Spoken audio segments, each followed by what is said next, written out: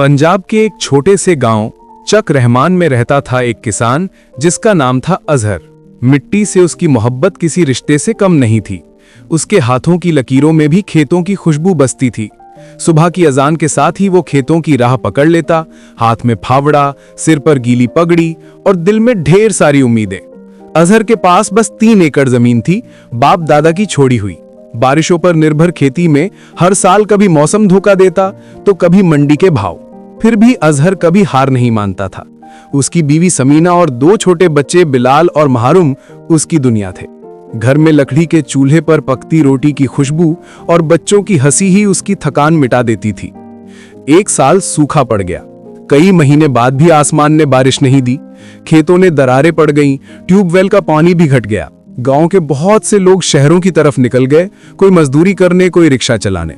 मगर अजहर ने ठान लिया कि वो अपनी जमीन नहीं छोड़ेगा। उसने पुराने तरीके छोड़कर कुछ नया करने की ठानी। उसने पास के कृषि दफ्तर से सलाह ली। वहां के अफसर ने उसे ड्रिप इरिगेशन यानी कतरा कतरा आबपाशी का तरीका बताया और सरकारी सब्सिडी से मदद की पेशकश की। शुरू में गांव वाले हंसे, अरे ये तो शहरों की बातें हैं, हमारे यहाँ कौन सी टेक्नोलॉजी चलेगी। लेकिन अजहर ने हिम्मत नहीं हारी। उसने अपनी छोटी बचत लगाई और आधा एकड़ जमीन पर नई प्रणाली लगाई। धीरे धीरे मिट्टी ने साथ देना शुरू किया।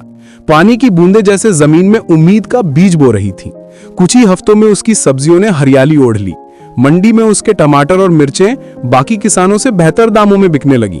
गांव वाले जो पहले हंसते थे अब उससे सलाह लेने आने लगे। समीना की आंखों में अब फिर से चमक लौट आई। बच्चों की स्कूल फीस भी बढ़ने लगी। अजहर ने अपने खेत के किनारे पेड़ों की कतार लगाई, आम, नीम और बेर के पेड़। वो कहता, मिट्टी भी हमारी माँ है, इसे भी सांस चाहिए। कुछ महीनों बाद जब पहली बारिश हुई तो अजहर आसमान की तरफ देखकर मुस्कुराया। उसके चेहरे पर मिट्टी के छींटे थे लेकिन दिल में सुकून। अब गांव के लोग उसे अजहर इंजीनियर कहते थे, क्योंकि उसने मेहनत और समझदारी से खेती का ढंग बदल दिया था। अजहर की कहानी अब पूरे इलाके में मशहूर थी। उसने सबको सिखाया कि हालात चाहे कैसे भी हों, अगर इंसान उम्मीद का बीज बो दे तो मिट्टी भी चमत्कार कर देती है।